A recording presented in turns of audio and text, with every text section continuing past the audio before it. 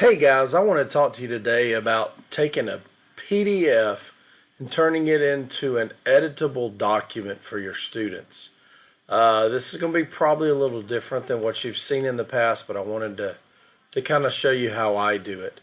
What I've done here is I've got a document or a PDF that I want to change, and I want my students to be able to type into these spaces. Now, if we were still in the classroom, they would be writing on these. I would have them printed out, we would write them, keep them in a notebook. But since we're digital right now and everything is online, I want to show you how I've taken this and transferred it into something that the students can type in.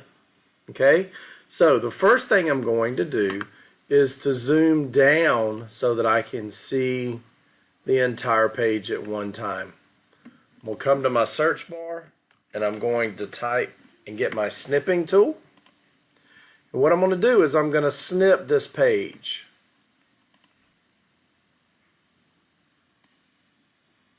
I'm going to take a snip and I'm going to grab the entire page. You see it here? I'm going to save it. Now watch this. This is cool. I'm going to save it to my desktop and I'm going to call it dynamic. I'm saving it as a JPEG. And I'm going to put save. Now, I'm going to open up PowerPoint, not Word. I'm going to use PowerPoint. You could do this in Word, but I like PowerPoint.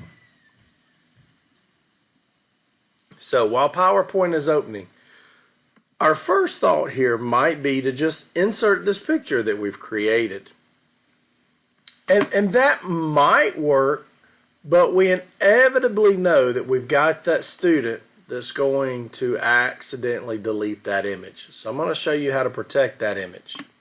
So the first thing I want to do is go to my Design tab, go to Slide Size, Custom, and I want this to be a worksheet. So I'm going to go Letter Paper, and I want it Portrait. I want it up and down. I want to ensure fit. Now I've got my worksheet ready to go. I'm going to delete these boxes that PowerPoint gives me. And if I go here and I insert a picture, right? This is what I was talking about just a moment ago. I can go right back to my desktop.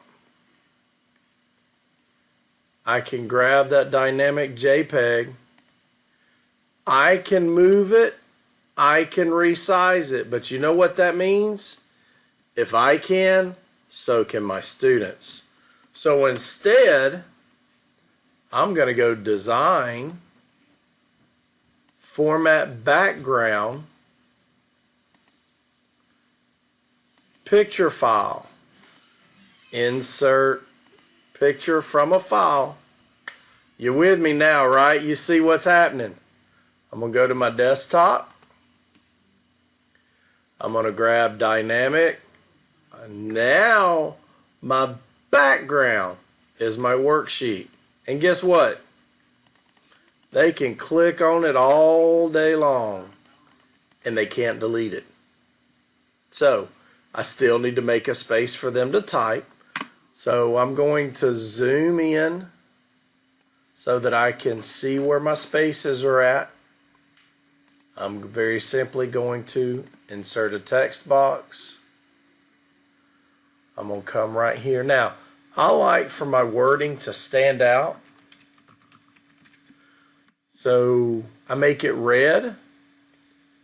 I'm going to resize it because it defaults a little bit larger than I normally want them to type. Now I've got a typing box. It says type here. And when I save this as a PowerPoint document, they can open it up, and once they click into these text boxes, they can start typing their responses.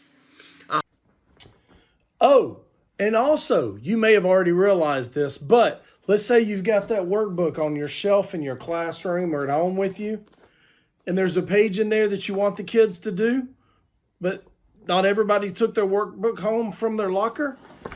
you can take a picture of that workbook page and follow the same process. It still does the same thing. Bye.